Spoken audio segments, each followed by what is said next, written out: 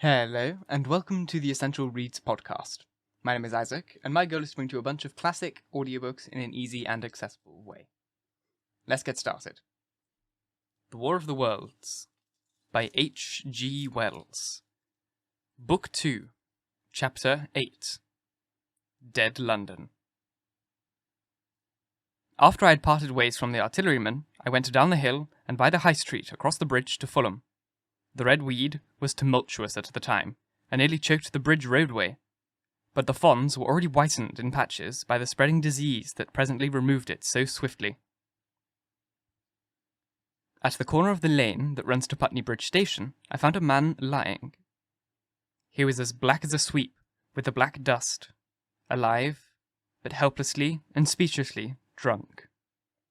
I could get nothing from him but curses and furious lunges at my head. I think I should have stayed by him, but for the brutal expression on his face. There was a black dust along the roadway from the bridge onward, and it grew thicker in Fulham. The streets were horribly quiet. I got food, sour, hard, and mouldy, but quite edible, in a baker's shop here. Some way towards Walham Green, the streets became clear of powder, and I passed a white terrace of houses on fire. The noise of the burning was an absolute relief. Going on towards Brompton, the streets were quiet again. Here, I came once more upon the black powder in the streets and upon dead bodies. I saw altogether about a dozen in the length of the Fulham Road. They had been dead many days, so that I hurried quickly past them. The black powder covered them over and softened their outlines. One or two had been disturbed by dogs. Where there was no black powder, it was curiously like a Sunday in the city, with the closed shops, the houses locked up and the blinds drawn, the desertion and the stillness. In some places, plunderers had been at work, but rarely at other than provisions and wine shops. A jeweller's window had been broken open in one place, but apparently the thief had been disturbed, and a number of gold chains and watches lay scattered on the pavement. I did not trouble to touch them. Further on was a tattered woman in a heap on a doorstep. The hand that hung over her knee was gashed and bled down her rusty brown dress, and a smashed magnum of champagne formed a pool across the pavement. She seemed asleep, but she was dead. The further I penetrated into London, the profounder grew the stillness. But it was not so much the stillness of death, it was the stillness of suspense, of expectation. At any time, the destruction that had already singed the northwestern borders of the metropolis, and had annihilated Ealing and Kilburn, might strike among these houses, and leave them smoking ruins. It was a city condemned and derelict. In South Kensington, the streets were clear of dead and of black powder. It was near South Kensington that I first heard the howling. It crept almost imperceptibly upon my senses. It was a sobbing alternation of two notes. Ola, ola, ola, ola, keeping on perpetually. When I passed streets that ran northward, it grew in volume, and houses and buildings seemed to deaden and cut it off again. It came in a full tide down Exhibition Road. I stopped, staring towards Kensington Gardens, wondering at this strange remote wailing. It was as if that mighty desert of houses had found a voice for its fear and solitude. Ola, ola, ola, ola, wailed at that superhuman note. Great waves of sound sweeping down the broad, sunlit roadway between the tall buildings on each side. I turned northward, marvelling towards the iron gates of Hyde Park. I had half a mind to break into the National History Museum and find my way up to the summits of the towers in order to see across the park. But I decided to keep to the ground where quick hiding was possible, and so went on up the Exhibition Road. All the large mansions on each side of the road were empty and still, and my footsteps echoed against the side of the houses. At the top, near the park gate, I came upon a strange sight. A bus overturned, and the skeleton of a horse picked clean. I puzzled over this for a time, and then went onto the bridge over the Serpentine. The voice grew stronger and stronger, though I could see nothing above the housetops on the north side of the park, save the haze of smoke to the northwest. "Ola, ola, ola, ola," cried the voice, coming, as it seemed to me, from the district about Regent's Park. The desolating cry worked upon my mind. The mood that had sustained me passed. The wailing took possession of me. I found I was intensely weary, footsore, and now again hungry and thirsty. It was already past noon. Why was I wandering alone in this city of the dead? Why was I alone when all of London was lying in state and in a black shroud? I felt intolerably lonely. My mind ran on old friends that I had forgotten for years. I thought of poisons in the chemist shops, of the liquors the wine merchants stored. I recalled 2 sodden creatures of despair who, so far as I knew, shared the city with myself. I came into Oxford Street by the Marble Arch, and here again were black powder and several bodies, and an evil, ominous smell from the gratings of the cellars of some of the houses. I grew very thirsty after the heat of my long walk. With infinite trouble, I managed to break into a public house and get food and drink. I was very weary after eating, and went into the parlour behind the bar, and slept on a black horsehair sofa I found there. I awoke to find the dismal howling in my ears. "Ola, ola, ola, ola." It was now dusk, and after I had rooted out some biscuits and cheese in the bar, there was a meat safe, but it contained nothing but maggots. I wandered on through the silent residential squares to Baker Street. Portman Square is the only one I can name, and so came out at last upon Regent's Park, and, as I emerged from the top of Baker Street, I saw, far away over the trees in the clearness of the sunset, the hood of the Martian giant from which this howling proceeded. I was not terrified. I came upon him as if it were a swift matter of course. I watched him for some time, but he did not move. He appeared to be standing and yelling for no reason that I could discover. I tried to formulate a plan of action. That perpetual sound of "Ola, ola, ola, ola" confused my mind. Perhaps I was too tired to be very fearful. Certainly, I was more curious to know the reason of this monotonous crying than afraid. I turned back, away from the park, and struck into Park Road, intending to skirt the park, went along under the shelter of the terraces, and got a view of this stationary, howling Martian from the direction of St. John's Wood. A couple of 100 yards out of Baker Street, I heard a yelping chorus, and saw, first, a dog with a piece of putrescent red meat in his jaws coming headlong towards me, and then a pack of starving mongrels in pursuit of him. He made a wide curve to avoid me, as if he feared I might prove a fresh competition. As the yelping died away down the silent road, a wailing sound of "Ola, ola, ola, ola" reasserted itself. I came upon the wrecked handling machine halfway to St. John's Wood Station. At first, I thought a house had fallen across the road.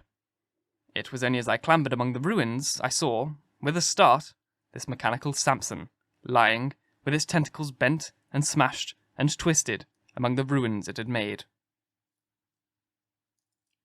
The forepart was shattered. It seemed as if it had driven blindly straight at the house, and had been overwhelmed in its overthrow. It seemed to me then that this might have happened by a handling machine escaping from the guidance of its Martian. I could not clamber among the ruins to see, and the twilight was now so far advanced that the blood with which its seat was smeared, and the gnawed gristle of the Martian that the dog had left, were invisible to me. Wondering still more at all I had seen, I pushed on towards Primrose Hill. Far away, through a gap in the trees, I saw a second Martian, as motionless as the first, standing in the park towards the zoological gardens, and silent. A little beyond the ruins about the smashed handling machine, I came upon the red weed again, and found the Regent's Canal a spongy mass of dark red vegetation. As I crossed the bridge, the sound of "Ola, ola, ola, ola" ceased. It was as it were cut off. the silence came like a thunderclap. The dusky houses about me stood faint and tall and dim. The trees towards the park were growing black. All about me, the red weed clambered among the ruins, writhing to get above me in the dimness. Night, the mother of fear and misery, was coming upon me. But while that voice sounded, the solitude, the desolation, had been endurable.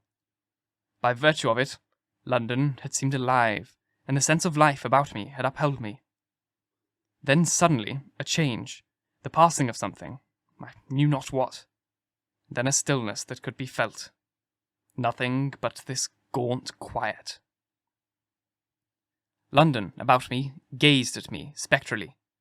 The windows in the white houses were like the eye sockets of skulls. About me, my imagination found 1,000 noiseless enemies moving. Terror seized me, a horror of my temerity.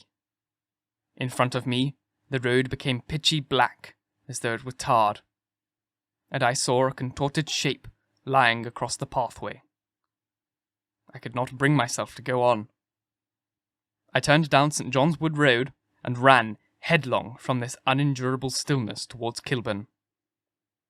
I hid from the night and the silence until long after midnight in a cabman's shelter in Harrow Road.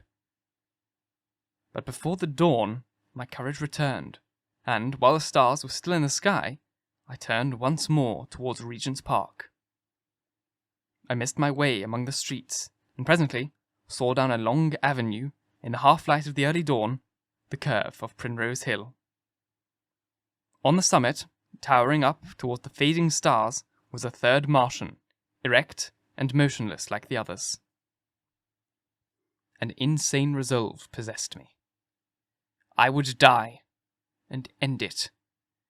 And I would save myself even the trouble of killing myself. I marched on, recklessly, towards this Titan.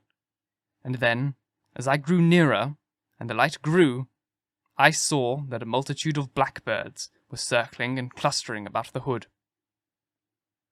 At that, my heart gave a bound, and I began running along the road. I hurried through the red weed that choked St. Edmund's Terrace.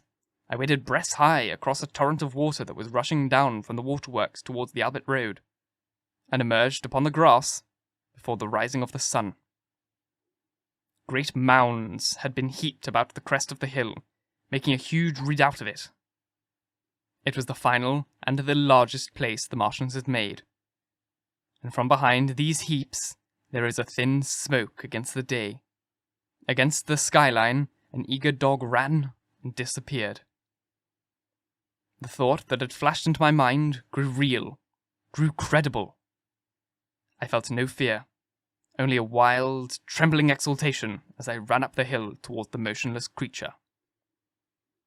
Out of the hood hung lengths of shreds of brown at which hungry birds pecked and tore.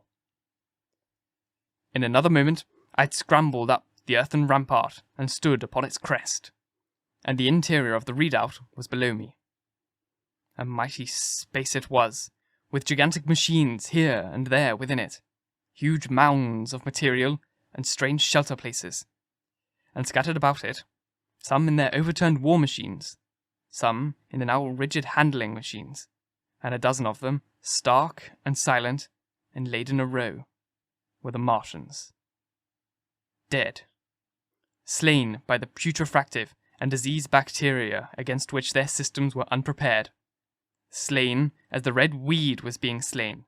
Slain after all man's devices had failed, by the humblest thing that God, in his wisdom, had put upon this earth. For so it had come about, as indeed I, and many men might have foreseen had not terror and disaster blinded our minds. These germs of disease have taken their toll of humanity since the beginning of things, taken toll on our pre-human ancestors since life began here. But by virtue of this natural selection of our kind, we have developed resisting power. To no germs do we succumb without a struggle, and to many, those that cause putrefaction in dead matter, for instance, our living frames are altogether immune.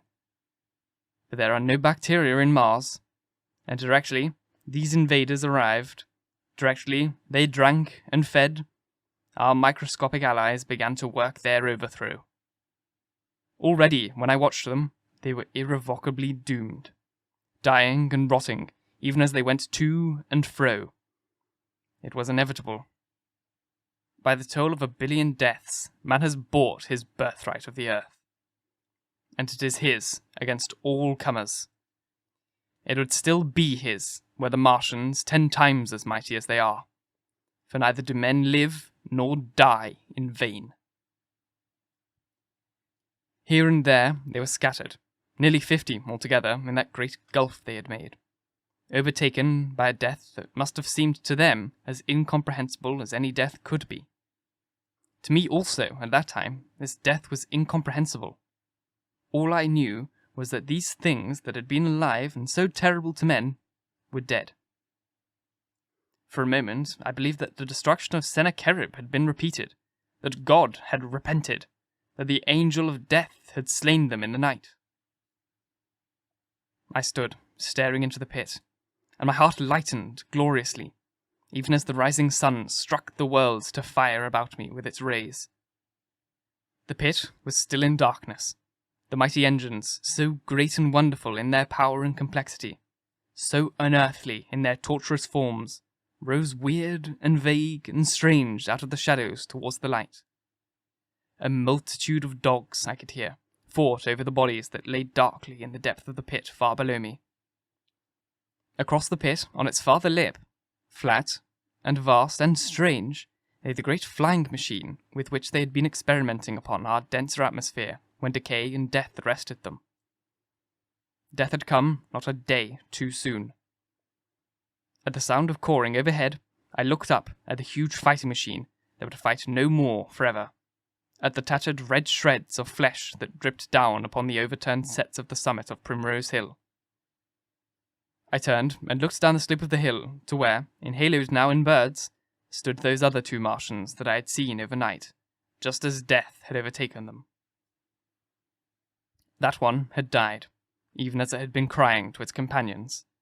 Perhaps it was the last to die, and its voice had gone on perpetually until the force of its machinery was exhausted.